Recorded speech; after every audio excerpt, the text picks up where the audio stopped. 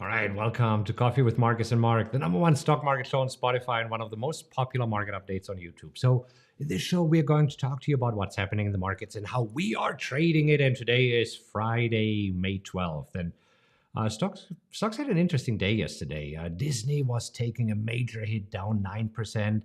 The Dow closing more than 200 points lower. PacWest bank shares tumbled 22%. And then we also need to take a look at commodities like lumber, copper, crude oil, because they're making new lows.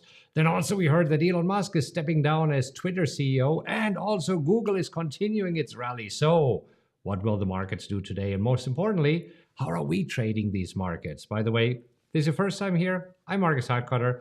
This super smart guy over there is my head coach, Markus. And we're real traders who trade live accounts. So therefore, we got a lot of trading experience, and we're showing you how we trade these crazy markets. So trust me, we know our stuff, and we're not afraid to tell you like it is. So if you're here looking for some honest insights into the fascinating world of trading, you are in the right place. And it's good to be back. But I Yeah, don't think that I missed much this week looking at the indices. yeah. Marcus, it was interesting because we knew going into the week that the spotlight and focus was going to be on inflation, and so we had CPI data released, we had PPI data released, and the inflation picture is looking decent, right? I mean, it's still high. Don't get me wrong, but we weren't seeing numbers that were just rocketing higher unexpectedly, and so it seemed like traders were okay with this information, and in some situations that would be a positive. But it does seem like the regional bank worry is holding the markets back a little bit right now. It definitely seems so because I mean we can zoom in, we can zoom out. It doesn't really matter. The S&P 500 does struggle with the 4,200 level. It can't break above 4,200.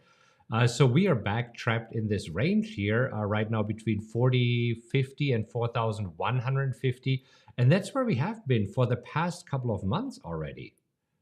Sure, sure. So you have some, decent news. It's out of the way, and we know that the market doesn't like uncertainty, right? So if there's less uncertainty, money's flowing into the market, and you just see that drift higher. And instead of a drift higher after some positive news or just neutral news, you see that the market's stuck in this range. Yeah, but then also we have the VIX trading at super low levels this morning again, below 17. So the VIX, the fear gauge here, trading at levels that we have usually we haven't seen those since October 2021. I mean, just recently we dipped a little bit lower, and usually, I mean, when the VIX is that low, it means that there's no fear and money is flooding into the market. But right now, it is not. Yeah, and it just shows that volatility, at least for now, is sucked out while traders wait for the next catalyst, the next reason for markets to move up or down. Yeah. And I mean, you just mentioned it. I mean, the bank worries are still there. So PacWest yesterday tumbling 22%. This morning, at first, it looked like they were staging a little bit of a recovery, but right now trading just around the unchanged mark. And the reason why we bring up PacWest is because it seems that this could potentially be the next bank that is failing, because they reported earlier this week, and this is why they had this massive drop, that they saw, what was it, 9% outflow out of their deposits? Yeah, 9.5% last week. That it lost those deposits, and that's not what you want to hear if you want to try and avoid a bank run. Right, exactly. So I was surprised that they reported it. Did they have to report it? I think it was a voluntary report. That's a good question. I don't know. They did say that they're pledging more collateral to allow for additional borrowing under the Fed's discount window. So they're trying to remain stable, and that's the thing. It's a question of just are we done even if we're not done, is it just a PacWest issue, or one or two banks and then we're done? Or will this spill over into the broad market and really become a bigger issue? And right now there is some uncertainty over that. You have the regional banking ETF KRE up right now, and we see that that's drifting lower. And just because there's some uncertainty there, I think it's holding back the market. Yeah. Then also Disney had a really bad day yesterday. I mean, yesterday Disney dropped 9% after reporting earnings. This morning, a little bit down half a percentage point, so not really a massive follow through. But for Disney, a 9% drop is quite significant. That is, and this is where Disney's trying to figure out just where things stand, because they're now a media company, right? But that's not the Disney of old. The Disney of old paid a dividend, and traders and investors were familiar with that. They made a great effort to become a media company and offer Disney Plus and media like that. They actually reported revenue and profit that was basically in line with expectations. And they reported subscribers that were lower than Yeah. expected. Right. And that's not what you want to hear as you're turning into a media company. And I mean, they started to make this move a few years ago when they started going also in production, and they bought Pixar and more studios. And then they came out with the whole Marvel series. I mean, this is where you say the change has been over the past few years. And what we are seeing right now is definitely a new Disney here. And I mean, they did really well during the pandemic. This is when everybody subscribed to streaming services, but it seems that they're struggling to maintain that momentum. So right now, they're trading way lower than they did before the pandemic. I mean, in fact, they're kind of scratching pandemic lows or getting there. That is interesting. I mean, that catches me by surprise, because it's such a well-known name, and again, reporting numbers that were basically in line with expectations, but investors just wanting to see, I guess, subscribers growing, and having some worries about that. Yeah. All right. Got to bring up Tesla here. This morning, Tesla was up actually 2% after yesterday. Elon Musk tweeted that he is planning to step down as the CEO of Twitter in the next, he said, probably 6 weeks. And right now, there's speculation who could it be? Who could be the new CEO of Twitter? And we know that for Elon Musk, it is difficult to step away. But right now, Tesla investors seem to like it, that maybe he is putting more focus on Tesla again. Although, after the initial reaction here, it's right now kind of muted. And it's just one of those things, because whether you love Elon or hate Elon, he's very passionate about what he puts his energy towards, and that's the thing. And Tesla investors, they did have some concerns over being him being spread too thin between his efforts to colonize Mars, and continue with Tesla's products and development, and then playing around with Twitter kind of as a side project, it seemed, but taking up a ton of time. So it Yeah, looks well, like especially, I think the Twitter transaction, initially it sounded like a good idea for him, and then he tried to bow out and was basically forced to go through with it. I think this was another sure. aspect that he is trying to make it work and is realizing right now, well, it's not that easy. So we'll see what happens here with Twitter. Yep. All right. Before we look at our positions, I just want to take a look at some of the commodities, because that is very, very interesting. So we see that copper right now is making a 5 month low. And we know that copper, I mean, pretty much after the pandemic was soaring, going up to $5, right now trading at $3.72. And this is where I think we get some hints of what the housing market will do. Because, I mean, copper are building materials, lumber, LBS, also trading here at lows that we haven't seen since the pandemic, basically. And some would argue that copper is a the canary in the coal mine when it comes to recessions, right?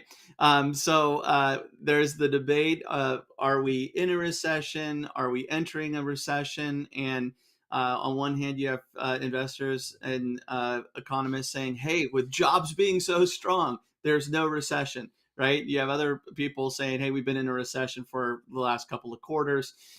We know that there's a definition and a group that actually says whether or not we're in a recession or not, but copper tends to be a good proxy for the overall economy, just because when things are positive, you have copper rising, right? When things get negative and there's a slowdown, you have copper falling. So it'll be interesting to see where Yeah, this. I have heard about the copper being the canary in the coal mine. I'm not buying it, to be honest. I have these I feelings mean, about it. this I'll be yeah. So this, I think maybe many years ago, this might have been right. I mean, if you think about it, during the pandemic, copper dropped to $2, then moved all the way up after the pandemic to $5.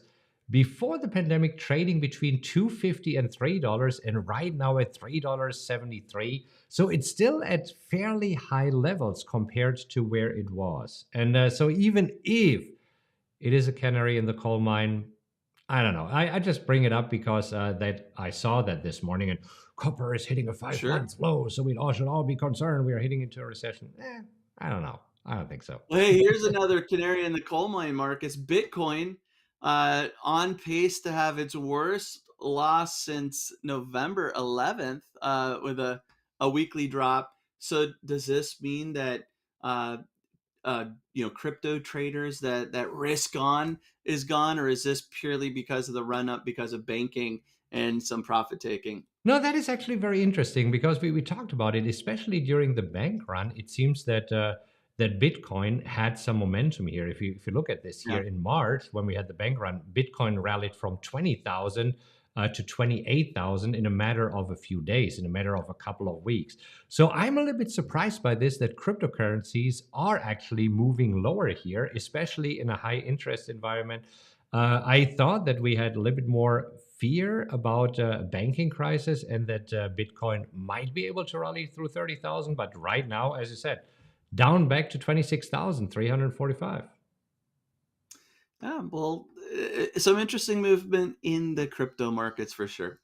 For sure. All right. So we'll jump over to Parex Optimizer, take a look at our positions. But one more thing that we have here. So today we had an economic report coming out, the preliminary University of Michigan consumer sentiment, coming out much worse than expected. Yeah, forecast at 63, but I guess people are worried about banking and what the selling may go away. Who knows? I mean, Yeah. that's not necessarily part of the consumer sentiment, but just in general, definitely coming in low. Yeah. Well, what I just found super interesting that when we look at the Fed Watch tool a few days ago, pretty much all traders were factoring in that we don't have any more rate hikes. In fact, there are a few small group were factoring in that maybe we see lower rates. That narrative has changed right now. It seems that right now we have an 88% probability of the Fed keeping rates the same at the next meeting on June 15th, 14th, but 12% probability that they will raise interest rates.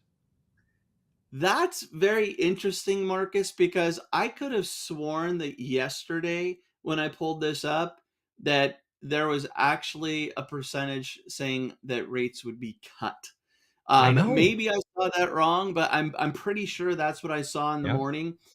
So it just goes to show that right now the probabilities and what's priced into the market, no cut at the next meeting. However, it shows that now investors are a little bit all over the place, or people trading Fed funds futures, which the probabilities are based on. There is a little uncertainty. Are we going to raise? Are we going to stay the same? Are we going to drop? That hasn't really been the discussion for a while now. Yeah. So, I mean, this will remain interesting. And just a quick sneak peek of what's happening next week. So next week we have retail sales coming out, and we have a bunch of Fed members speaking, giving their commentary. If you look at this, I mean, on Monday we have Kashkari speaking, Cook speaking. Then on Tuesday we have Williams speaking, Goldsby speaking. Then on Wednesday we have Jefferson speaking, Barr speaking. Then we have Logan speaks also on Thursday. On Friday, Williams and Bowman. And then we also have Powell speaking next Friday. So next week will be super, super busy that we hear from various Fed members what their opinion is, what the Fed should do. Yeah, busy week for Fed speak.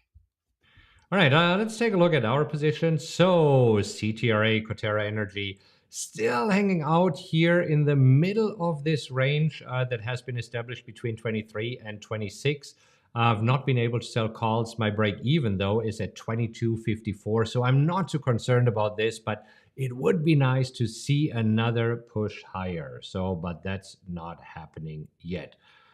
Google, the Googles, they just keep rallying. And I mean, I was talking about it that I said, okay, once we break above the 108, that we will probably go back into the range between 108 and 120, and go figure yesterday all the way up to 117.50, today trading at 116.50. So Google does what I thought it would be. However, I sold calls earlier this week against my existing shares at 109.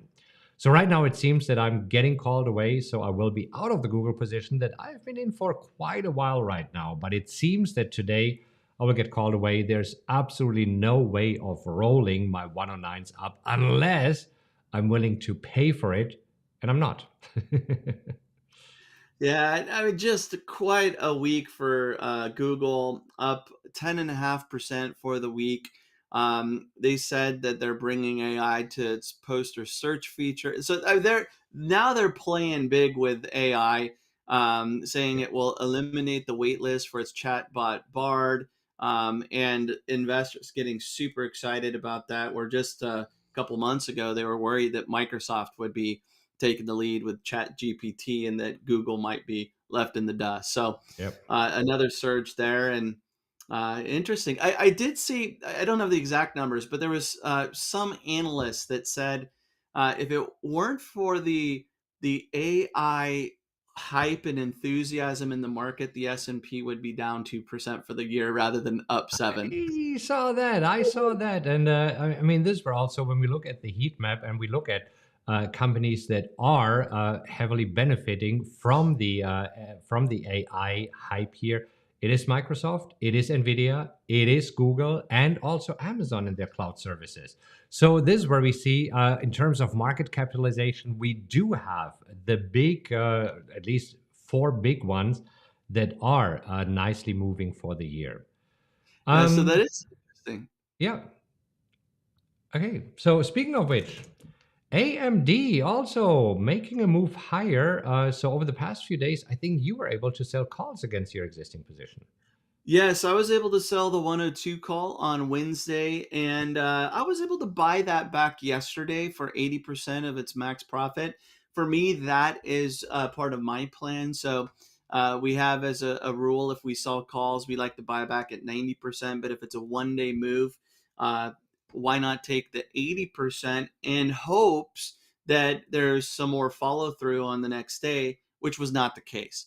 Yeah. But by freeing that up, if we made a move up towards 100, I would have been able to sell calls again. And instead, it's pulling back a little bit. Yeah. Now, talking about 80% close here after a day, this is what happened with Oxy. Oxy, we entered this position a couple of days ago, sold the 56 put, and actually with yesterday's rally, Oxy was up yesterday 1.9%. That's where we were able to close it after less than 24 hours at at an 80% of max profits, and we did to free up some of the buying power to see if there's anything interesting popping up today.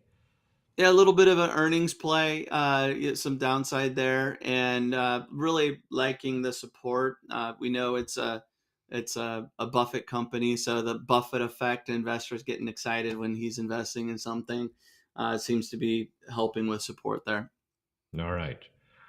Finally, PNC right now getting dragged down by the worries about PacWest. And I do believe so. This is where the weekend will be super interesting because whenever something major happens in the banking sector, it seems to happen over the weekend. This is what happened with Signature Bank. This is what happened with Credit Suisse. This is what happened with what was the most recent one that got bailed out? First, FRC. I think it was FRC, First Republic Bank. Yes. Yeah. Yeah. So this will be interesting. PNC has been bidding on all of these banks. I mean, they bid on Silicon Valley Bank that collapsed. They bid on Signature Bank. They bid on FRC. So they want to buy another bank if they can. They haven't been able to get it. Others were quicker to take them over or had a higher bid. And I do believe that for PNC Financial, that could be the move if we do see another bank failing, because JP Morgan will not be able to do it again. I don't think that regulators will let them do that. Yeah, and if they did, that'd be super unfortunate. But I Yeah. agree. I think PNC's in the running if there is a concern with another bank, and we'll have to see how that Yeah. shapes up. So let's take a look at the markets right now. By the way, if you find this helpful as we are going through our positions, give us a like. I really appreciate all of your likes. If you're new to the channel, hit subscribe. And this is where we see right now that the S&P trading at session lows. Same here for the Dow and also for the Nasdaq. So it seems that going into the weekend, traders don't necessarily want to be long, but we're not talking about a sell-off here. I mean, we're talking about a quarter of a percent that they are down right now. Yeah, minor, all things considering. S&P and Dow looking to end the week negative, but the Nasdaq finishing positive. Yeah, looks like it. All right, fantastic. Well, we have one more video for you. A couple of weeks ago, I talked to Damon John, and he shared some financial wisdom, and I'll link to the video right here. So check this out, and then have a great weekend, and we'll see you again on Monday. Happy trading, everybody.